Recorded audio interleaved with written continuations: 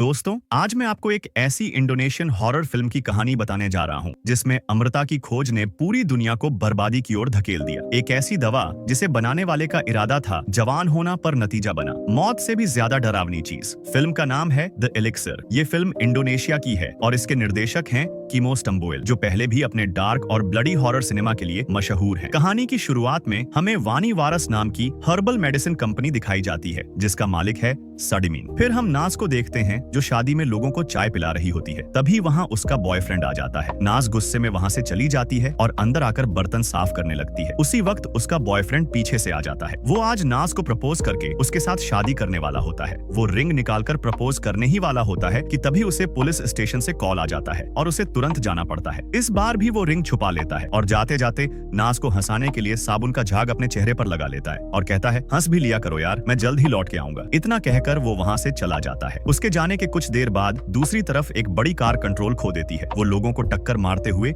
एक जीप से टकरा जाती है। एक आदमी भागकर उस कार के पास जाता है और दरवाजा ठोकते हुए कहता है, निकल बाहर, लोगों को मारने का इरादा है क्या? फिर वो खुद दरवाजा खोलता है और देखता है कि कार का ड्राइवर खून से लथपथ है। तभी वो ड्राइवर अचानक उस आदमी पर हमला कर देता है और उसे काट कर खाने लगता है। ये देखकर नाज और वहाँ मौजूद सभी गेस्ट डर जाते हैं। फिर हमें मूवी का टाइटल दिखाया जाता है, अबादीनन जया। इसके बाद कहानी 5 घंटे पहले के सीन पर लौटती है, जहां एक डॉक्टर एक आदमी को 2 सैंपल देता है और कहता है, एक सैंपल कंपनी के सीईओ को देना और दूसरा मैडम जी को। फिर हम कंपनी के सीईओ सादिमिन को देखते हैं, जो ब्रश कर रहा होता है और उसकी वाइफ एक्सरसाइज करके ब्रेकफास्ट कर रही होती है। इसके बाद हम एक फंक्शन देखते हैं, जहां लोग जोरों शोरों से तैयारियां कर रहे होते हैं। एक दिन साडिमिन अपनी कंपनी में बना हर्बल मेडिसिन पी लेता है। जब उसकी पत्नी पूछती है कि उसने क्या पिया, तो वो कहता है, समय आने पर तुम्हें बताऊंगा। तभी वहाँ एक कार आती है, उसमें से रूडी उतरती है। उसकी माँ करीना उसका वेलकम करने आती है, लेकिन रूडी मुंह मोड़कर अंदर चली जाती है, क्योंकि करीना कभी उसकी सबसे अच्छी दोस्त हुआ करती थी, लेकिन पैसे के लालच में उसने रूडी के पिता से शादी कर ली थी। इसलिए रूडी को अच्छा नहीं लगता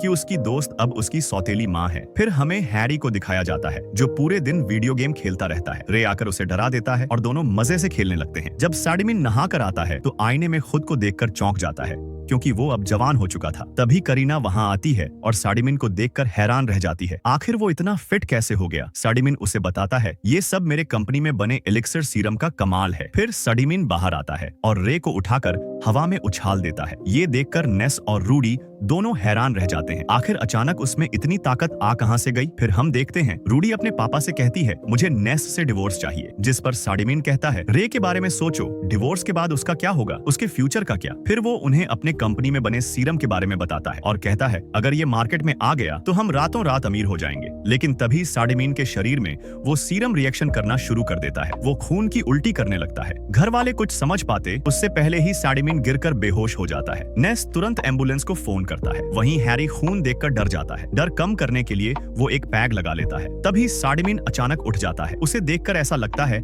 जैसे वो अब ज़ॉम्बी में बदल चुका है। फिर साडिमिन एक नौकर पर हमला कर देता है। लोग चीखने चिल्लाने लगते हैं। वो दूसरे वर्कर पर हमला करता है, लेकिन लोग किसी तरह उसे पकड़ लेते हैं। तभी साडिमिन उस वर्कर के ऊपर खून की उल्टी कर देता है। हैरी भागकर अपने पापा को पकड़ता है, लेकिन साडिमिन उसे भी काटने की कोशिश करता है। किसी तरह घर वाले उसे बचा लेते हैं। दोस्तों, अगला भाग कल अपलोड होगा।